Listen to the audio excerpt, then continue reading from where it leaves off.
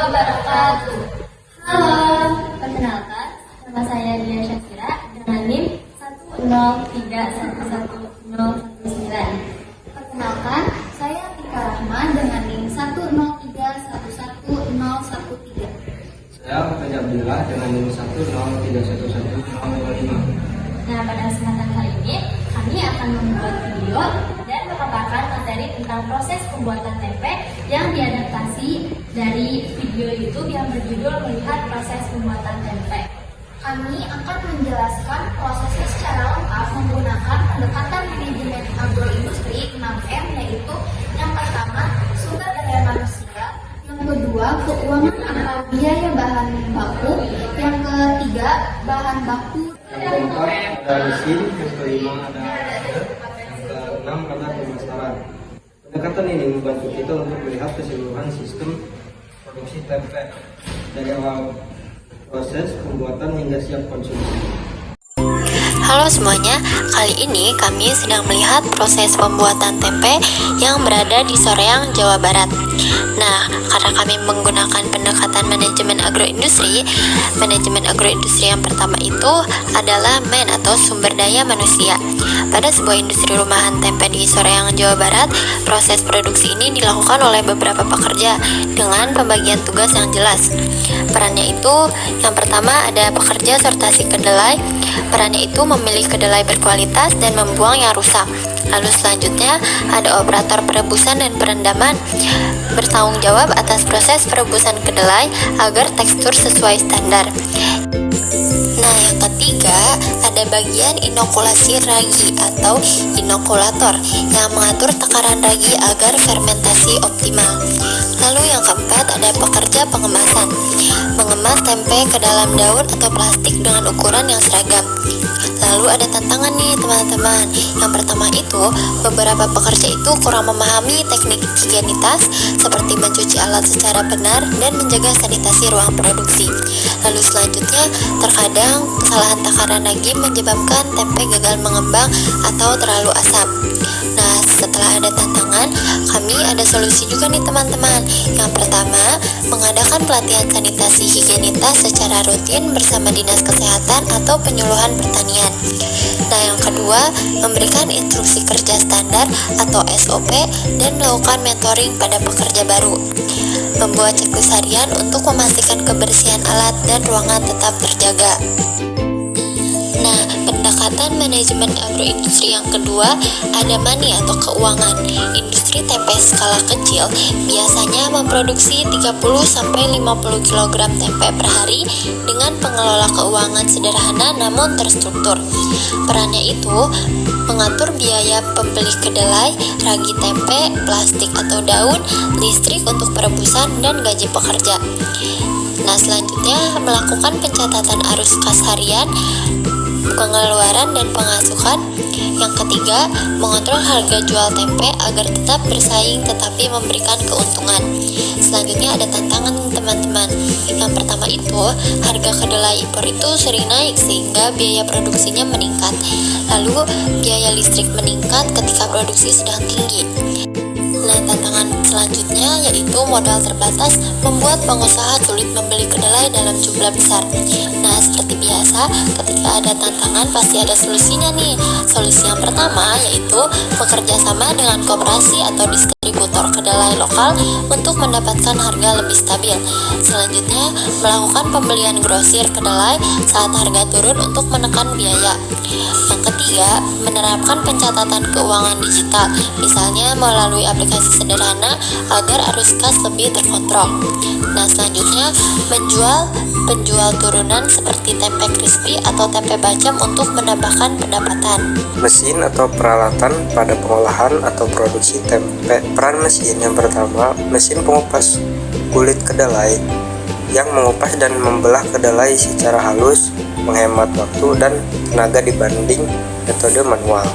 Yang kedua, mesin pencuci dan peragi kedelai yang meningkatkan produktivitas pencucian serta peragian serta ergonomi pekerja. Yang ketiga, mesin pengemas tempe otomatis yang membungkus dan melubangi kemasan secara cepat untuk produksi skala besar. Selanjutnya ada tantangan. yang batasan akses mesin untuk UMKM, menyebabkan kapasitas rendah dan sulit bersaing. Mesin konvensional sering merusak kedelai saat penggilingan atau pengupasan. Selanjutnya ada solusi. Yang pertama, gunakan mesin pengupas berdaya rendah dengan kapasitas 16-20 kg per jam untuk efisiensi tinggi. Yang kedua, adopsi rangkaian mesin lengkap seperti tangki perendaman dan dang perebusan.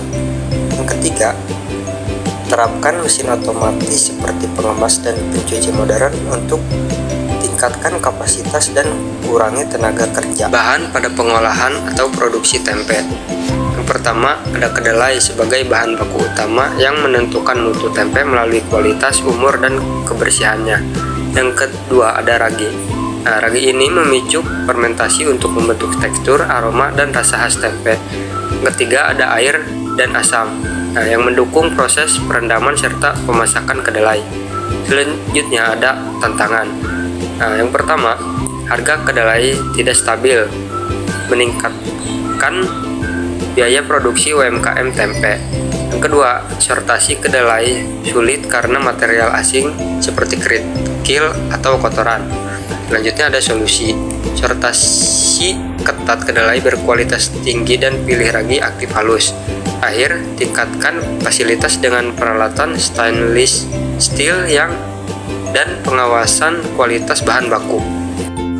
Metode yang dilakukan pada pembuatan tempe yaitu dimulai dari pemilihan kedelai yang berkualitas.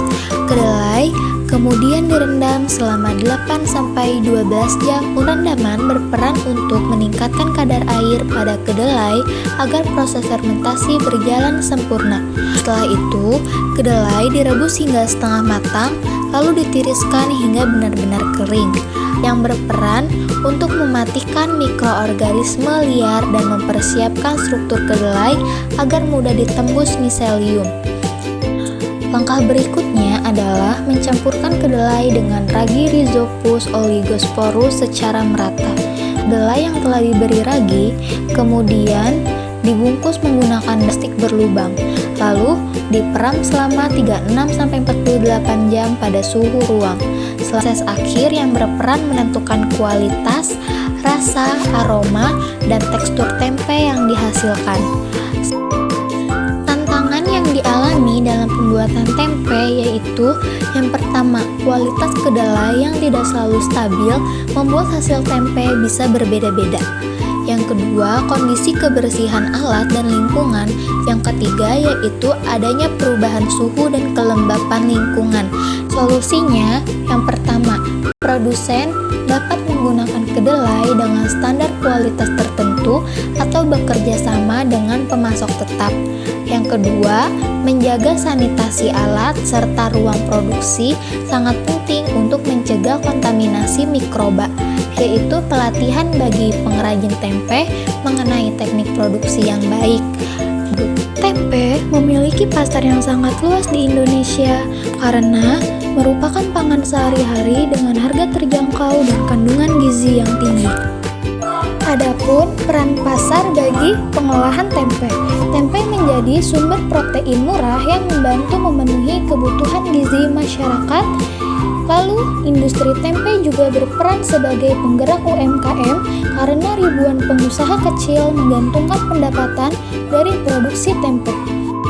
Ada pula tantangannya. Yang pertama yaitu fluktuasi harga kedelai yang sebagian besar masih impor.